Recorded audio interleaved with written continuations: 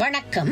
இன்றைய நாள் 1ஆம் திகதி 12ஆம் மாதம் 2025ஆம் ஆண்டு திங்கட்கிழமை. செய்திகள் வாசிப்பவர் பிரியாளவன். பனசியா தமிழின் பிரதான செய்திகள்.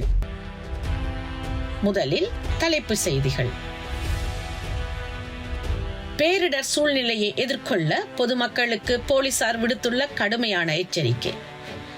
இரு துண்டுகளாக பிளவடைந்த வட்டுவாகல் பாலம் மாற்று வழியினை பயன்படுத்துமாறு அறிவுறுத்தல். தமிழகத்தில் ரெட் மற்றும் ஆரஞ்சு அலர்ட் விடுக்கப்பட்டுள்ள நிலையில் பள்ளி கல்லூரிகளுக்கு நாளை விடுமுறை.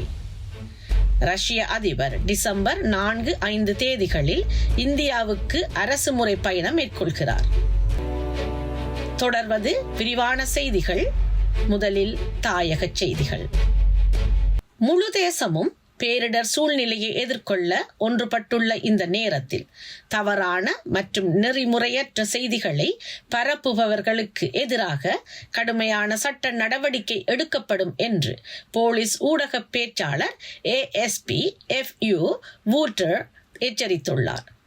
பொதுமக்களிடையே அச்சத்தையும் அமைதியின்மையையும் ஏற்படுத்தும் செய்திகள் பரப்பப்படுவது தொடர்பாக குற்ற புலனாய்வு துறையிடம் ஏற்கனவே பல முறைப்பாடுகள் பதிவு செய்யப்பட்டுள்ளதாக குறிப்பிட்ட அவர், இந்த முறைப்பாடுகள் குறித்து கணினி குற்ற பிரிவு விசாரணைகளை தொடங்க உள்ளது என்றும் தெரிவித்தார். முப்படை தலைமையகத்தில் இன்று நடைபெற்ற ஊடகவியலாளர் சந்திப்பில் உரையாற்றும் போதே அவர் இந்த கருத்துக்களை குறிப்பிட்டுள்ளார். பரந்தன் புதுக்குடியிருப்பு ஊடான முல்லைத்தீவு A35 வீதி 2ஆக பிளவுபட்டிருப்பதால் போக்குவரத்து முற்றிலும் தடைப்பட்டுள்ளது. அண்மைய நாட்களாக பெய்த கனமழையால் நீர்மட்டமானது உயர்வடைந்தமையால் பரந்தன் புதுக்குடியிருப்பு ஊடான முல்லைத்தீவு A35 வீதி வட்டுவாகல் பாலம் இரு துண்டுகளாக பிளவடைந்து நீர் பாய்கின்றது. இதனால் குறித்த வீதியினூடாக போக்குவரத்து முற்றிலும் தடைப்பட்டுள்ளது. எனவே தேவையின் நிமித்தம் முல்லைத்தீவிற்கு பயணம் செய்வோர் புதுக்குடியிருப்பு கேப்பாப்பிளவு வழியான மாற்று வழியினை பயன்படுத்துமாறு அனர்த்த முகாமைத்துவ மையம் அறிவுறுத்தல் வழங்கியிருப்பதும் குறிப்பிடத்தக்கது. முன்னாள் ஜனாதிபதி ரணில் விக்ரமசிங்க கட்சி தலைவர்களின் கூட்டத்திற்கு அழைப்பு விடுத்துள்ளார். சூறாவளியை தொடர்ந்து இலங்கை எதிர்கொள்ளும் மிகவும் மோசமான சூழ்நிலையை கருத்தில் கொண்டு எடுக்க வேண்டிய நடவடிக்கைகள் குறித்து விவாதிக்க கூட்டத்திற்கு அழைப்பு விடுத்துள்ளதாக தெரிவிக்கப்படுகிறது. இதன்படி புதன்கிழமை 3ஆம் திகதி டிசம்பர் மாதம் கொழும்பில் உள்ள அலுவலகத்தில் அனைத்து கட்சி தலைவர்களும் கூட உள்ளனர்.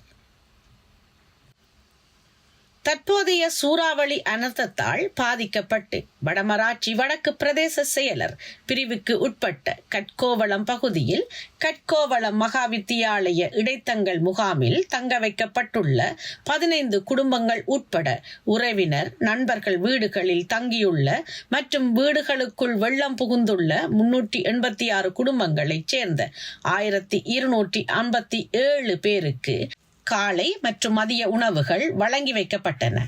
சீரற்ற காலநிலையால் யாழ் வேலணை பிரதேச செயலாளர் பிரிவுக்குட்பட்ட புங்குடுதீவு மக்களும் பாதிக்கப்பட்டுள்ளனர்.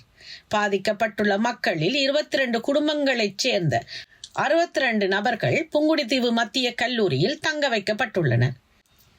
இந்நிலையில் வத்திராயனின் பல இடங்களில் வெள்ள நீர் தேங்கி மக்களின் இயல்பு வாழ்க்கையை பாதிக்கப்பட்டுள்ளது. முல்லைத்தீவு முத்தையன்கட்டு நீர்த்தேக்கத்தின் வான் கதவுகள் திறக்கப்பட்டதை தொடர்ந்து ஏற்பட்ட வெள்ளப்பெருக்கின் காரணமாக விவசாய நிலங்களில் சிக்கித் தவித்த 7 விவசாயிகளும் சிறுவன் ஒருவனும் இன்று மீட்கப்பட்டனர். இவ்வாறு மீட்கப்பட்டவர்கள் வெள்ள நீர் காரணமாக முல்லைத்தீவின் குமுளமுனை, நீத்தக்காய் மற்றும் ஆனந்தபுரம் ஆகிய இடங்களில் 2 நாட்களாக சிக்கியிருந்துள்ளனர். முல்லைத்தீவு கடற்தொழிலாளர்கள் குழு மற்றும் இளைஞர்கள் குழுவால் அவர்கள் பாதுகாப்பாக மீட்கப்பட்டதாக தெரிவிக்கப்பட்டுள்ளது. தொடர்வது இந்திய செய்திகள். தென்மேற்கு வங்கக்கடலில் உருவான டிட்வா புயல் இலங்கையில் பேரழிவை ஏற்படுத்தி தமிழகத்தில் கனமழை பொழிவை தொடர்ந்து உருவாக்கி வருகிறது. சென்னை, திருவள்ளூர், செங்கல்பட்டு, காஞ்சிபுரம் மாவட்டங்களில் ரெட் மற்றும் ஆரஞ்சு அலர்ட் விடுக்கப்பட்டுள்ள நிலையில் பள்ளி கல்லூரிகளுக்கு நாளை விடுமுறை அறிவிக்கப்பட்டுள்ளது. ஆளுநர் மாளிகையான ராஜ்பவனின் பெயரை லோக் பவன் என பெயர் மாற்றம் செய்து மத்திய அரசு அறிவிப்பு வெளியிட்டுள்ளது.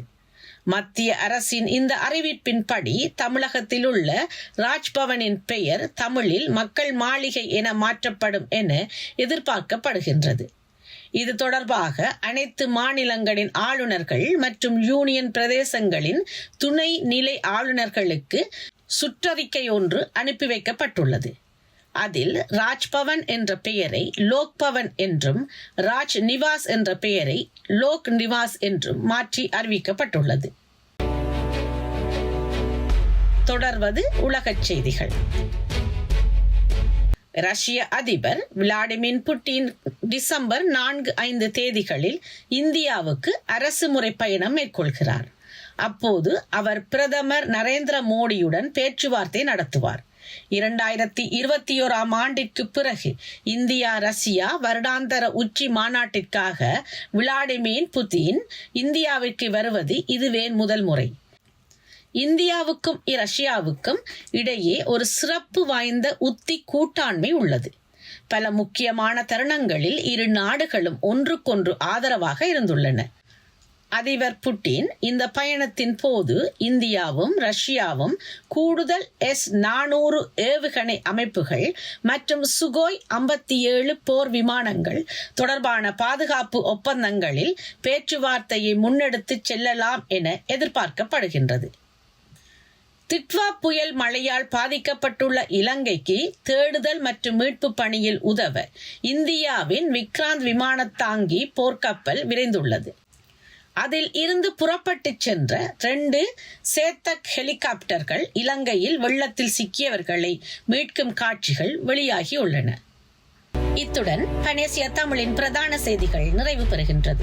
செய்திகளை உடனுக்குடன் தெரிந்து கொள்ள பனேசியா தமிழ் நியூஸ் வலையொலியை சப்ஸ்கிரைப் செய்யுங்கள். நேரலையில் www.panesiatamil.tv என்ற இணையதளம் வாயிலாக தொலைக்காட்சியை பார்வையிடலாம். நன்றி, வணக்கம்.